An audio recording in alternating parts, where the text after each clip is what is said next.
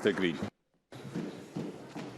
Thank you, Presiding Officer. Apologies, technical issues.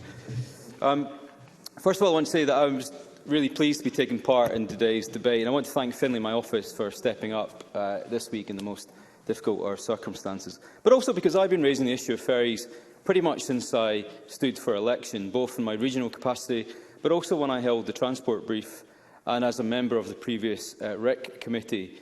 This debate really is for them, our islanders. This is the chance to give them that much-needed voice in all of this, because barely a week goes by when there isn't some sort of ferry-related fiasco on our beleaguered ferry network. And MSPs representing any island community will know firsthand the constant delays and cancellations that have just become a regular and routine part of islanders' day-to-day lives. And these are not all weather-related either. And specifically, I would say to those sitting behind the government benches, who often are sitting there sheepishly asking their pre-scripted questions about ferries, pointing the finger at everyone but their own ministers, and all the while pretending to be angry in the local papers, but who are afraid to come into this chamber and hold their own ministers to account for a change. Happily.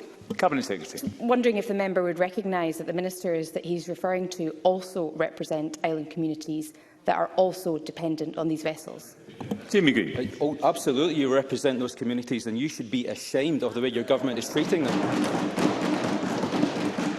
Presiding Officer, in the last few weeks alone, perfect examples of what this means on the ground for our islanders. The 16-year-old MV Loch Shira has been out of action because of numerous sewage system problems. Multiple routes are out of operation because the temporary replacement vessels are unable to handle the strong winds that the scheduled vessel could have. And it's this constant moving of the jigsaw, moving pieces around, vessels from one route to another, is actually competing and pitting island against island, which is annoying islanders the most. And of course, the biggest kick in the teeth is handing ferry contracts to Turkey.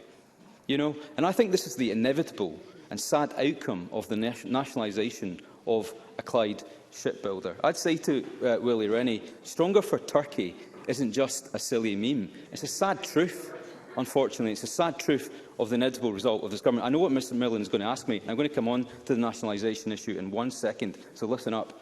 The story of this government's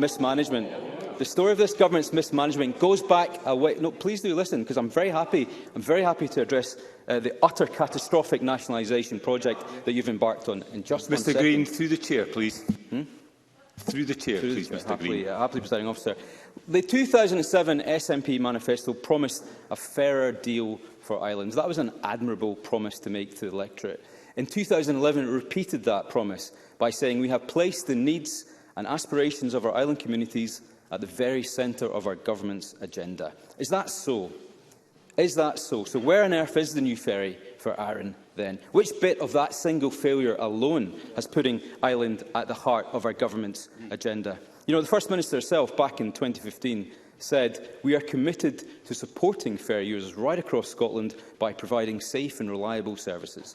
We will ensure we have a fleet that continues to deliver for the communities that depend on it." Well, First Minister, we're still waiting on that fleet. 2 years later, she made another visit to Ferguson and said, this one, of course, the famous one that is going down in history, the much-heralded launch of the Glen Sannox, a ship with no pipework, no electrics, no engine, and those infamous painted-on windows that I think have come to symbolise this government's approach to our island communities. All shiny and appealing on the outside, but not fit for purpose when you peer through the painted-on portholes.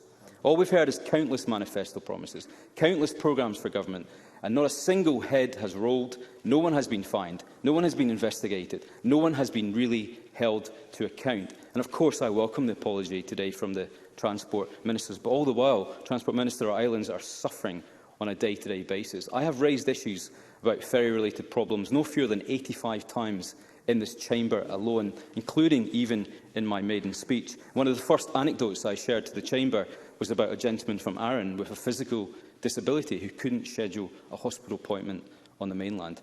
That was 6 years ago.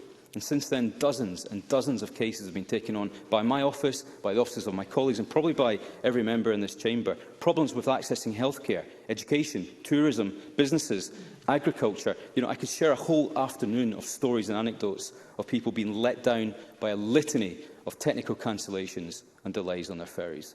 Graham Simpson spoke about a constituent of mine. She missed a breast cancer operation not that long ago. That's not just a shame, that is negligence, I would say. And that wasn't COVID's fault either. It wasn't Jim McCall's fault, it wasn't Tim Hare's fault, it wasn't even Robbie Drummond's fault. It's the whole broken system's fault. A system of ferry tenders which are so narrowly specced they prohibit sensible competition on profitable routes, of a ferry operating company who doesn't own the ferries that it operates, which isn't given the ferries that it asks for, of vessels which don't match the ports that they're supposed to serve, of putting cruise liner services on short-range commuter routes, of failing to listen to the needs of communities, of complex ownership in operating structures, of a lack of oversight, of zero accountability when it comes to millions and millions of pounds of public money, and let's sprinkle on top a gross and long-standing failure to come up with any sort of shipbuilding or procurement plan which is fit for purpose or delivers value for money. And scratch below the surface, everyone knows that CalMac is at creaking point. They know it, CalMac know it, CMAL know it, Transport Scotland knows it, and even the government knows it. And let's go to that point of nationalisation, because we hear it so many times, they saved the yard. Well, let me ask then, if you saved the yard, let me ask some very specific questions. Did Jim McCall, or not, ask or offer to siphon off the CMAL contract into a separate company that the government could easily have taken ownership, allowing the yard to prosper, free from the shackles of the plagued LNG project? Or was he lying? Or was his offer rejected? And if it was rejected, why? Who else put a bid in for the yard? How many bids were received? And why were they rejected? Did the government threaten potential new owners of the yard with the burden of calling in its debt? And who on earth did the risk analysis on any of this, on what the effect of public ownership would have on the yard, about state aid or its ability to tender for new contracts? Where are those new contracts? Which bit of saving the yard has resulted in Scotland building ships in Turkey? At least Scotland's other government gets on with actually building ships in Scotland. This government should be ashamed, and I support the motion in Graham's name. Thank you very much.